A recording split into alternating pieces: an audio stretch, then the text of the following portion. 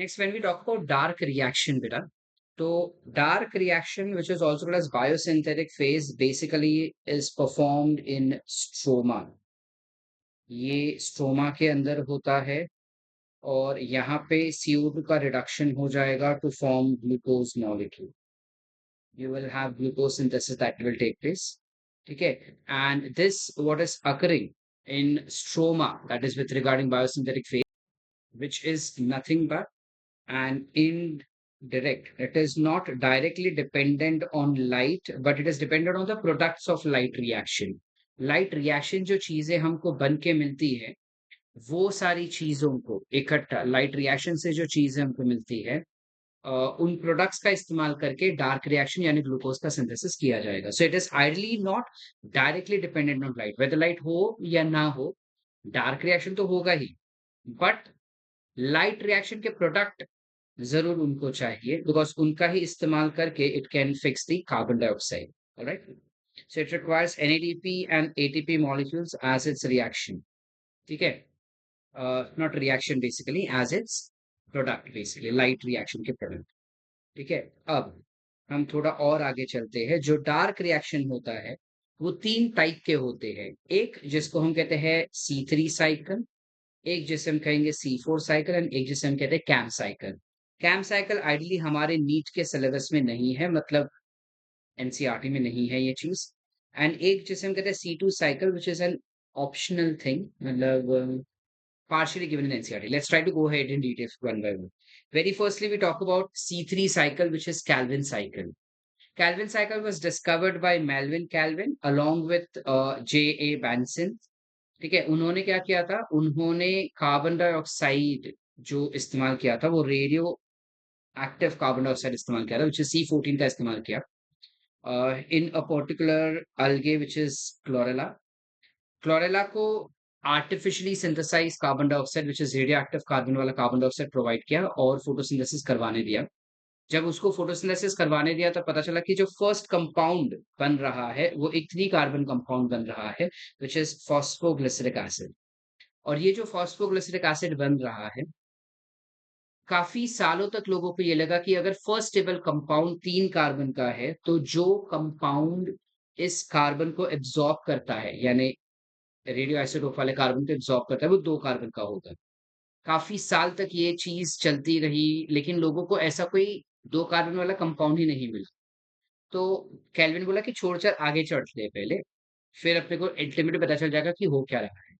तो जैसे जैसे जैसे आगे चलते गए तब पता चला कि जो कंपाउंड एक्चुअली कार्बन डाइऑक्साइड को लेता है वो 6 कार्बन, वो 3 कार्बन का ना होके 5 कार्बन का कंपाउंड है, विच इज राइबोलोस 1,5 बिसफॉस्फेट.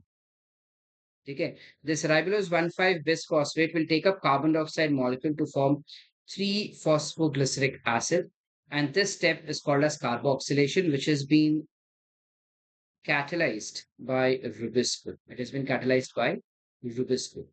एक कार्बन डाइऑक्साइड मॉलिक्यूल को एब्जॉर्ब करके 5 कार्बन का compound which is RUBP, ribulose bisphosphate, gets converted to 3-phosphoglyceric acid. 5 carbon plus 1 carbon together हो गया 6 कार्बन का. तो यहाँ पे पहले बीच में बनता है एक 6 कार्बन का अनस्टेबल कंपाउंड जो टूट के फिर बन जाता है 3-phosphoglyceric एसिड के 2 मॉलिक्यूल्स. There are 2 molecules of 3-phosphoglyceric acid. ठीक है, this 3-phosphoglyceric acid further gets converted to 1,3-diphosphoglyceric acid. For this conversion, it takes up ATP molecule, and this 1,3-diphosphoglyceric acid ultimately gets broken down to give you PGAL and DHAP. ठीक है, 1 molecule of DHAP, 1 molecule of carbon. तो ये 1,3-डाइफॉस्फोग्लिसरिक acid के भी 2 molecule बने, जिसमें से एक मॉलिक्यूल गया धाप बनने के लिए, एक मॉलिक्यूल गया पागल बनने के लिए. अब ये बनने के लिए उसे चाहिए NADPH. तो समझ पा रहे हैं हम, 2 मॉलिक्यूल ATP के chaotic हो गए. Let me make it more simpler for you. You have RUBP, which gets converted to phosphoglyceric acid, of course, 2 molecules. 3-phosphoglyceric acid gets converted to 1,3-diphosphoglyceric acid, 2 molecules again. But during this conversion, you will have ATP getting broken down to ADP. Kitne molecule? Of course, 2 molecules. 1,3-diphosphoglyceric acid जो है, it further gets converted to 2 chemicals. एक होता है धाप, एक होगा पागल, PgAl. But इस conversion के दौरान you will require NADPH getting converted to NADP. कितने molecules? Of course, the answer is 2 molecules. ये धाप जो हमको बन के मिला है DHAP, that is dihydroxyacetone phosphate, ultimately gets converted to phosphoglyceraldehyde, that is PgAl. This triose phosphate, that is 2 molecules of PgAl, which is a 3-carbon compound. तो 3 carbon together हो गया 6 कार्बन का। तो ये जो 6 कार्बन का कंपाउंड है उसमें से 1 कार्बन नीचे जाता है ग्लूकोज बनने के लिए, और बाकी के 5 कार्बन जो है वो वापस से ऊपर जाएंगे टू फॉर्म RuBP, वापस से ऊपर जाते हैं to form nothing but RuBP, जिस वजह से फॉस्फोग्लिसरिक एसिड से जो पागल बना है उस रिएक्शन को हम रिडक्शन रिएक्शन कहते हैं, बिकॉज वहां पे हाइड्रोजन एब्जॉर्ब किया गया है। फिर ट्रायोस फॉस्फेट से यानी पागल से जो वापस से RuBP बनता है, इसको हम रीजनरेशन कहते हैं, जहां पे फिर से एक ATP लगाया जाता है। कैसे कैसे? सो जो 5 मॉलिक्यूल बच रहे हैं वो 5 मॉलिक्यूल बन आगे जाते हैं to form RuMP, and this RuMP further gets converted to RuBP। So monophosphate से डाइफॉस्फेट में कन्वर्जन के लिए एक ATP गेट्स कन्वर्टेड टू एक ADP। तो अगर हम कहें एक कार्बन डाइऑक्साइड के फिक्सेशन में हमें 3 मॉलिक्यूल ATP के चाहिए और 2 मॉलिक्यूल NADP के चाहिए, ठीक है? 3 मॉलिक्यूल हमको ATP के चाहिए और 2 मॉलिक्यूल NADP के चाहिए। अब एक बेसिक हमको NCERT में कहा गया है कि क्योंकि यहाँ पे ग्लूकोज बनाने के लिए हमको 6 कार्बन चाहिए, तो एक साइकिल में तो एक ही कार्बन जा रहा है ग्लूकोज बनने के लिए, तो 6 साइकिल करने होंगे। तो 6 साइकिल करने के लिए हमें चाहिए होंगे 6 कार्बन डाइऑक्साइड, 18 ATP और 12 NADPH2। Did we understand? Understood? To form 1 glucose molecule. And अगर मैं इसी चीज को थोड़ा और जूम इन करके देखूं, एक साइकिल के लिए हमको अगर 3 ATP चाहिए और 2 NADPH2 चाहिए, तो जो हमने नॉन साइक्लिक फोटोफॉस्फोराइलेशन देखा उसमें हमें एक ही ATP मिलता है और 2 NADPH2 मिलते हैं। तो देखने जाए तो ये वाला रिक्वायरमेंट और ये वाला रिक्वायरमेंट सेटिस्फाई हो गया, बट यहाँ पे हम अटक जाएंगे ना। तो इसके लिए एक साइक्लिक फोटोफॉस्फोराइलेशन होता है बेटा, और ये साइक्लिक फोटोफॉस्फोराइलेशन सिर्फ और सिर्फ स्ट्रोमा लैमेले में होता है। अब ये साइक्लिक फोटोफॉस्फोराइलेशन में एग्जैक्टली होता क्या है, चलो देखते हैं। लेट्स ट्राई टू सी। उसके अंदर क्या होता है, you have P700 that takes up 700 वाला electron, sorry, 700 nanometers का light, releases single electron which has been accepted by FRS, ferredoxin reducing substances, that will pass on its electron to uh, uh, ferredoxin. From ferredoxin, the electron will go to cytochrome B6 and F. From there, the electron will go to plastocyanin, and that will again bring the electron back to photosystem 1. So you have one electron which has been passed up to every.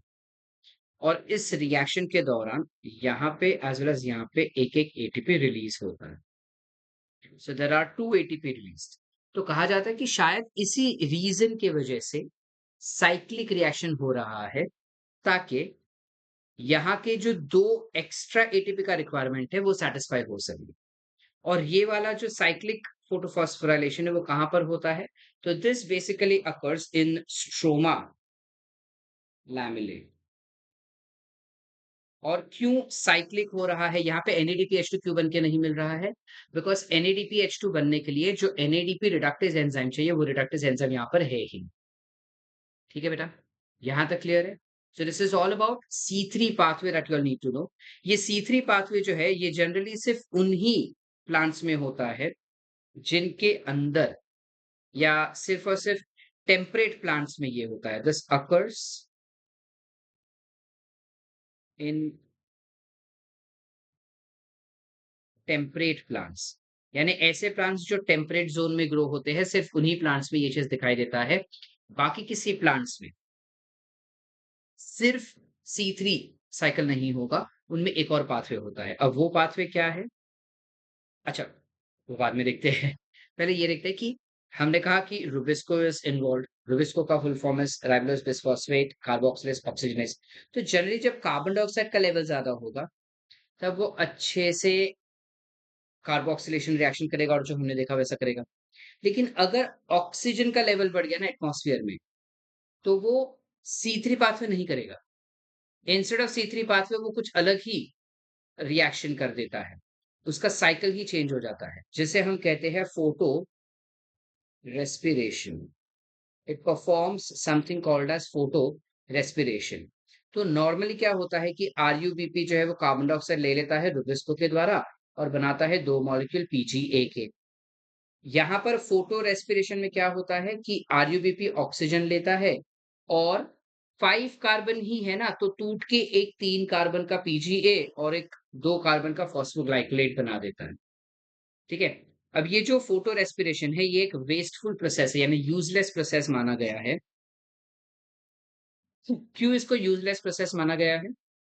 क्योंकि ये ATP का इस्तेमाल कर लेता है. एक तो पहले बना के नहीं दे रहा है, ऊपर से एटीपी का इस्तेमाल यूज भी कर लेता है और CO2 इस्तेमाल करने की जगह पे, एब्सॉर्ब करने की जगह पे CO2 छोड़ देता है. There is 25% of CO2 loss that is been seen, because of which the biomass is reduced by 25% in plants. And that is the reason C3 plants are said to be lesser efficient as compared to C4 plants, जो हम आगे देखने वाले हैं. ठीक है. अब question is के फोटो रेस्पिरेशन जो है वो कब होगा? तो फोटो रेस्पिरेशन तब होता है जब ऑक्सीजन का कॉन्सेंट्रेशन हाई रहेगा, टेम्परेचर भी हाई रहेगा और लाइट इंटेंसिटी भी हाई रहेगा और CO2 definitely will be lower. That is the time that photorespiration is been preferred. Alright. किसी किसी प्लांट्स में, यानी स्पेसिफिकली कहा जाए तो ट्रॉपिकल प्लांट्स में एक साइंटिस्ट था जिसका नाम था कॉटशैक. ये कॉटशैक नाम के साइंटिस्ट ने देखा कि जो ट्रॉपिकल प्लांट्स होते हैं उन ट्रॉपिकल प्लांट्स में हमें दिखता है Kranz anatomy. We tend to observe Kranz anatomy. और उस एनाटॉमी को स्टडी करने के बाद उसने ये कंक्लूड किया कि शायद इन ट्रॉपिकल प्लांट्स में C3 पाथवे ना होके कुछ और ही अलग से पाथवे होता रहेगा. अब ये डिटेल में स्टडी किसने किया था? हैच एंड स्लेक नाम के साइंटिस्ट ने. जिस कारणवश इस C4 साइकिल को हम hatch and slack that is HSK pathway भी कहते हैं. ठीक है. C4 प्लांट्स के एग्जाम्पल क्या हो जाएंगे? तो शुगर केन, सोरगम, मेज, ये सारे C4 प्लांट्स के एग्जाम्पल्स हो जाएंगे. यहाँ पे सी कार्बन डाइऑक्साइड फिक्सेशन दो गुना ज्यादा बेहतरीन तरीके से हो सकता है, बिकॉज ऑक्सीजन का कुछ लेना देना नहीं है. ऑक्सीजन चाहे कितना भी हाई हो जाए, जो एंजाइम है वो तो कार्बोक्सिलेशन का ही काम करता है. हम थोड़ा पहले वाले कंटेंट पे आ जाते हैं. क्रैंस एनाटॉमी क्या होता है? तो बेटा क्रैंस शब्द का मतलब होता है व्रेथ. व्रेथ माने एक के बाजू में एक चिपक चिपक के एक लेयर बनाना. तो यहाँ पे देखो जो हमारे जाइलम फ्लोएम है यानी वैस्कुलर टिश्यूज है, उनके आसपास चिपक चिपक के एक लेयर बन रहा है which is bundle sheath sales का. जो काफी बड़े सेल्स है उनके पास लार्ज क्लोरोप्लास्ट होते हैं, बड़े बड़े क्लोरोप्लास्ट होते हैं और ये क्लोरोप्लास्ट जो है वो अग्रैनल होते हैं, यानी उसके अंदर ग्राना नहीं होता है. जबकि उसके आसपास मीजोफिल सेल जो लाइन में होने चाहिए या स्पॉन्जी होने चाहिए, वैसे ना होके पूरे राउंड में अरेंज्ड है. इस वजह से उसको क्रैंस एनाटॉमी कह रहे हैं. यहाँ पे मीजोफिलिक सेल्स में क्लोरोप्लास्ट कम होते हैं बट उनके पास भर भर के ग्राना होगा and there will be less of stroma present in that. ठीक है. अब ये रिएक्शन एग्जैक्टली कैसे हो रहा है? तो let us try to understand this reaction. इसमें क्या होता है? चलो, इसमें एग्जैक्टली होता क्या है? तो यहाँ पर होता है एक phospho, I just reduce the size. यहाँ पर होता है phosphoenol pyruvic acid. You have something called as phosphoenol pyruvic acid. ये जो फॉस्फोइनॉल पायरुविक एसिड होता है, it tends to get converted to oxaloacetic acid with the help of an enzyme which is pep carboxylase, या फिर इसको हम कह सकते हैं पेपकेस भी बेटा। या तो एंजाइम का नाम होगा पेप कार्बोक्सिलेज या उसे कहेंगे पेपकेस, जहां पे as we said CO2 is taken. तो ये खुद एक 3 कार्बन का कंपाउंड है जो कन्वर्ट हो जाता है 4 कार्बन कंपाउंड। तो क्योंकि पहला स्टेबल कंपाउंड यहाँ पे 4 कार्बन का है, इसलिए साइकिल का नाम हो गया C4 पाथवे। वहां पे पहला स्टेबल कंपाउंड जो था वो 3 कार्बन का था, विच इज फॉस्फोग्लिसरिक एसिड। इस वजह से हम उसको कह रहे थे क्या बेटा, C3 पाथवे। ठीक है। ये जो ऑक्सालो एसिटिक एसिड हमको यहाँ पे दिख रहा है, ये ऑक्सालो एसिटिक आगे जाके कन्वर्ट हो जाता है इनटू मैलिक एसिड या फिर aspartic acid. It gets converted to malic acid या फिर aspartic acid, and all of this reaction is occurring in mesophilic cells during day time. दिन के समय पे मीसोफिलिक सेल्स में ये रिएक्शन हो रहा है। अब क्या होता है, ये मैलिक एसिड जाता है अंदर in something called as bundle sheath cells. In bundle sheath cells में मैलिक एसिड जो है या एस्पार्टिक एसिड जो है, वो कार्बन डाइऑक्साइड रिलीज कर देता है और कन्वर्ट हो जाता है इनटू पायरुविक एसिड। ये जो रिलीज्ड कार्बन डाइऑक्साइड है that will be taken up by C3 pathway and glucose is formed. So in C3 plants, C3 cycle, that is Calvin cycle, occurs in mesophil. But C4 plants में जो Calvin cycle है या C3 cycle जो है, वो होगा bundle sheath cells में, याद रखना बेटा। जो पायरुविक एसिड बना है वो वापस से जाएगा मीसोफिलिक सेल में और कन्वर्ट हो जाएगा into phosphoenol pyruvic acid. Phosphoenol यानी फॉस्फेट लगा है पायरुविक एसिड में, तो फॉस्फेट कैसे लगेगा, तो you have ATP which gets converted to AMP। तो यानी 2 ATP गिना जाता है इसको, इंस्टेड ऑफ 1 ATP 2 ATP गिना जाता है।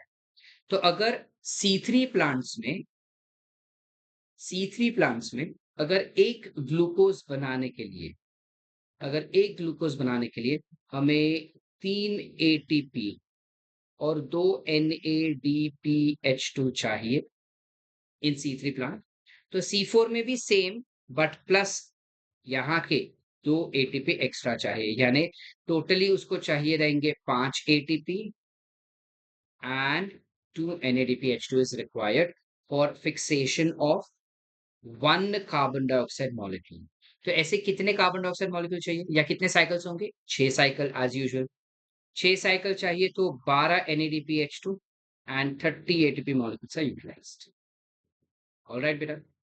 अब यहाँ पे C4 प्लांट्स का एक फायदा ये होता है कि क्योंकि इसका एंजाइम जो है वो पेप्केज है, यानी कितना भी CO2 का कॉन्सेंट्रेशन कम हो जाए और ऑक्सीजन का बढ़ जाए, वो हमेशा CO2 को ही प्रेफर करेगा फिक्सेशन करने के लिए, यानी ग्लूकोज बनाने के लिए। जिस कारणवश इसमें फोटो रेस्पिरेशन कभी होता ही नहीं है। इसके अंदर C4 प्लांट्स में कभी भी फोटो रेस्पिरेशन होगा नहीं। इसमें कभी भी फोटो रेस्पिरेशन नहीं होगा। देखो ये डायग्राम में हमको वही समझना है। ये HCO3 minus is nothing but phosphoenol pyruvic acid.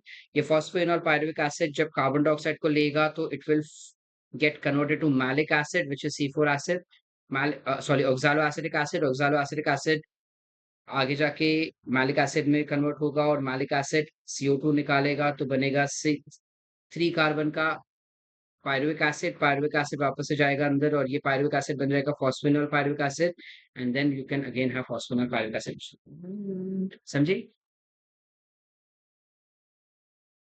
ये खाली फुल फॉर्म्स दिए हैं हमको। करेक्ट। ये जो C4 प्लांट्स है, दे हैव डाइमॉर्फिक क्लोरोप्लास्ट, यानी दो अलग अलग प्रकार के क्लोरोप्लास्ट होते हैं, जिस वजह से कहा जाता है कि फोटो रेस्पिरेशन प्रिवेंट होता है, जो एक्चुअली गलत है। इट इज रुबिस्को जो फोटो रेस्पिरेशन करवा रहा था। यहाँ पे फर्स्ट एटमॉस्फेयर से लेने वाला कार्बन डाइऑक्साइड लेने वाला एंजाइम जो है वो एंजाइम है पेपकेस। तो बाहर चाहे कितना भी ऑक्सीजन का हाई कॉन्सेंट्रेशन हो, वो हमेशा कार्बन डाइऑक्साइड को ही, बाहर चाहे ऑक्सीजन का कितना भी हाई कॉन्सेंट्रेशन हो, वो हमेशा कार्बन डाइऑक्साइड को ही लेगा। ठीक है? और रुबिस्को जो होता है, जो फोटो रेस्पिरेशन करवा सकता है, उसको तो हम जबरदस्ती CO2 ही दे रहे हैं ना। तो इसलिए by default it will never perform और it will always prevent photorespiration. ठीक है? और इसके पास कैपेबिलिटी होता है कि वो हाई टेम्परेचर को टॉलरेट कर सकता है आसानी से। यहाँ तक क्लियर है बेटा? कोई डाउट्स? एक और है विच इज कैम्प पाथवे। कैम्प pathway basically exactly C4 pathway ही होता है, no difference. The only difference is कि जो रिएक्शन दिन में हो रहा है, ऐसा हमने कहा है, हमने कहा था कि ये रिएक्शन जो है, मीजोफिलिक सेल वाला रिएक्शन जो है वो दिन में होता है, और ये वाला रिएक्शन जो है वो नाइट में होगा। बस ये वाला चीज चेंज हो जाएगा, क्योंकि कैम्प प्लांट्स में क्योंकि कैम्प प्लांट्स में स्टोमाटा रात में खुलता है, तो ये वाला प्रोसेस जो है वो उनमें रात में होगा, और ये वाला प्रोसेस दिन में होगा। और कैम्प पाथवे जो है, उसके अंदर क्रैन्स एनाटॉमी नहीं दिखाई दिया जाएगा। तो सिर्फ ये दो डिस्टिंग्विश होता है, that they will lack Kranz anatomy, and the reactions that were occurring during day will occur in night, and the reactions that were occurring in night will occur in day. These are the examples of CAM plants. CAM क्या होता है? Crassulacean acid metabolism plants. ये plants generally succulent या xerophytic plants होते हैं, जो desert condition में grow होते हैं.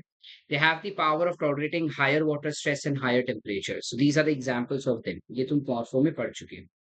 ठीक है?